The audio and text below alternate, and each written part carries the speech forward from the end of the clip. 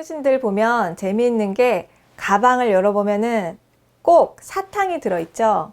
사탕을 꼭 갖고 다니세요. 저는 어릴 때는 그게 참 궁금했는데 다 이유가 있는 거였습니다. 저희 환자분들도 그렇고 부모님들 보면은 꼭 사탕을 갖고 다니시거든요. 근데 예전에는 뭐 당뇨가 있으시면 당이 떨어져서 그런가? 이런 생각을 했었어요. 근데 물론 당뇨약 드시는 분들은 혈당 떨어질 때 급하게 올리셔야 되니까 그래서 갖고 다니시기도 하는데요. 제가 보니까 좀 더 보편적이고 더 흔한 이유가 있었더라고요. 바로 입마름, 구강건조증 때문이었습니다. 예전에 제가 어느 소설을 본 적이 있어요. 근데 주인공이 이제 전쟁이 나서 물을 계속 못 마신 거예요. 목이 너무 타니까 어떻게 할까 하다가 옷에서 단추를 하나 떼가지고 그 입안에다가 단추를 물고 있어요. 그렇게 하면 침이 어떻게든 도는 거죠. 그래서 목이 타서 죽겠다 하는 이런 심각한 정도의 목마름은 잠재울 수 있었다 하는 이야기를 봤습니다. 자, 또 하나는 매실에 대한 이야기인데요. 삼국지 연의에서 조조가 군사를 이끌고 행군을 하다가 마실 물이 바닥이 나고 또 가뭄이라서 주변에 물을 구할 데가 없었어요. 그러니까 병사들이 목이 마르고 너무 지치고 해서 더 이상 나아갈 수가 없던 상황이었는데 조조가 기지를 발휘합니다. 자, 앞을 가리키면서 이 골짜기만 벗어나면 매화나무가 가득한 숲이 있다. 거기서 매실로 갈증을 풀 수가 있으니까 조금만 더 가자. 이렇게 말을 했어요. 그랬더니 병사들이 어떻게 했을까요? 신맛의 매실을 떠올리면서 침이 저절로 돌아서 갈증을 이기고 나아갈 수가 있었다라고 합니다. 자, 앞에 두 이야기를 보면 우리가 알 수 있는 점이 있죠?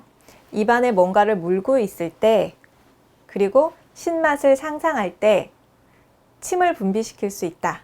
이런 힌트를 얻을 수가 있습니다. 매실 또는 레몬, 이런 아주 새콤한 맛이나 우리가 향기만 맡아도 그 귀 앞쪽에 그 볼이 막 뻐근해지면서 침샘이 폭발하는 경험 다 있으시죠? 네, 맞습니다. 그래서 제가 이번에는요, 제대로 정말 침을 잘 분비시켜서 구강건조증과 잦은 구내염을 이겨낼 수 있는 근거가 있는 방법을 여러분께 알려드리려고 해요. 먼저 구강건조증의 원인이 뭐예요? 침 분비가 적어져서 그렇습니다. 보통 성인이 하루에 1에서 2리터 커다란 생수병만큼 침이 분비되어야 한다는 거예요. 그런데 사실은 여기에서 50% 정도, 절반이나 줄어도 불편감을 느끼지 않는다고 합니다. 그런데 우리가 입이 마른다, 구강건조증이 생겼다 이렇게 느낄 정도라면 그 이상으로 아주 심각하게 줄어든 것으로 봐야 합니다.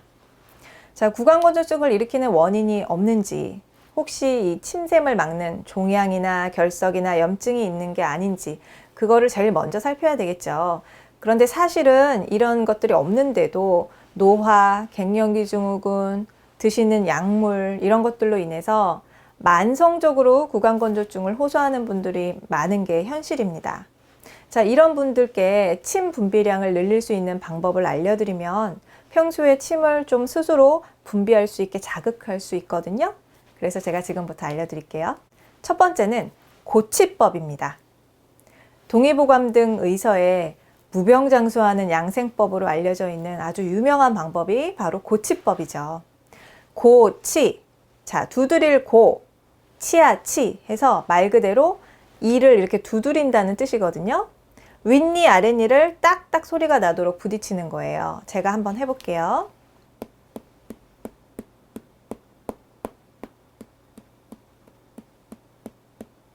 소리 들리시죠? 이렇게 딱딱딱 부딪히면 되는데 아침에 일어나서 최소한 36번 이상 해주시는 게 좋습니다. 자, 이렇게 한번 해보시면은 이 귀 밑에 침샘이 있어요. 이게 이제 씹는 근육과 연관이 돼서 분비가 활발하게 일어나거든요. 그래서 입안에 좀 맑은 침이 많이 고이게 돼요. 저도 지금 삼켰는데. 자, 이렇게 고인 침은요, 절대로 뱉으시면 안 되고 모아서 잘 삼켜 주셔야 합니다. 두 번째, 혀 돌리기예요. 자, 먼저 고치법을 하신 후에는 입안이 촉촉해진 상태인데 이때 혀를 굴려서 잇몸을 마사지 하듯이 움직여 주시는 겁니다. 자, 먼저 이렇게 윗니 바깥쪽, 또 아랫니 바깥쪽 하신 다음에 안쪽에 이제 치아 안쪽, 입천장 또 하시고요. 그 다음에 볼 쪽으로도 이제 굴려주시면 돼요. 제가 한번 보여드릴게요.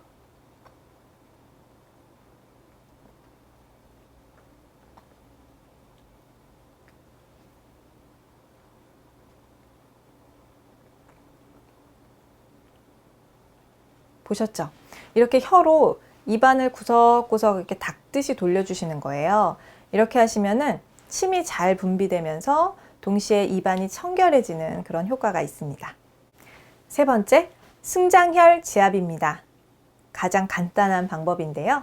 자, 승장혈은 이름 그대로 침을 받는다, 음식을 받는다 이런 뜻을 가진 혈자리예요. 자, 위치 알려드릴게요. 입술의 아랫부분 중앙에 이렇게 내려오면은 온폭 들어간 부위가 있어요. 이렇게 눌러보시면은 아랫니의 뿌리 부분이에요. 자, 이곳을 10초간 꼭 눌러주세요.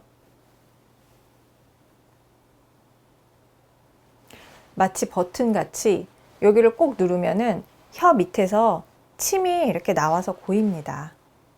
자, 이것은 혀 밑 침샘에서 나오는 침인데요.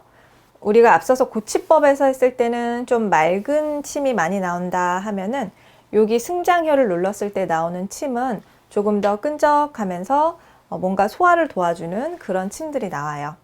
이 침도 잘 모아서 삼켜주시면 됩니다.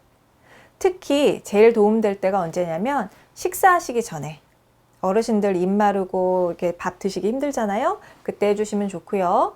또 우리가 뭐 중요한 발표를 앞두고 있을 때 입이 탈 때도 바로 해주시면 도움이 됩니다.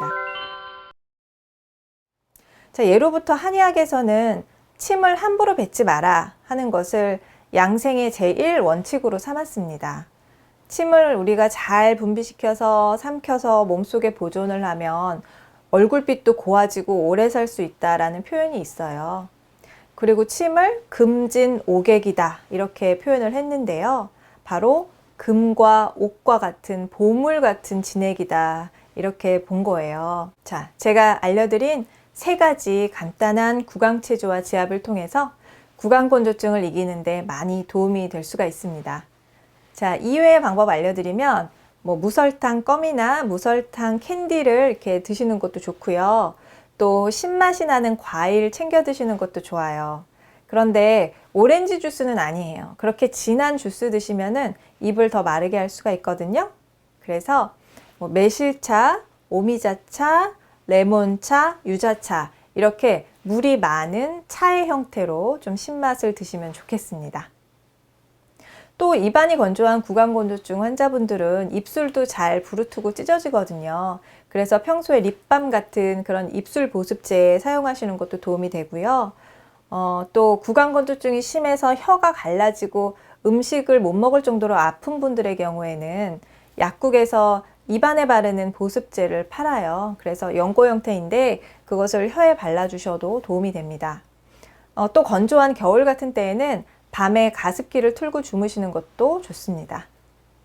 만일 이렇게 생활관리를 열심히 하시고 구강체조도 열심히 하셨는데 구강건조증이 잡히지가 않는다 하시면 저한테 오세요. 그래서 한의원에 오셔서 좀 침샘을 자극하고 진액을 늘려주는 한약치료, 침치료 받으시면 도움이 됩니다.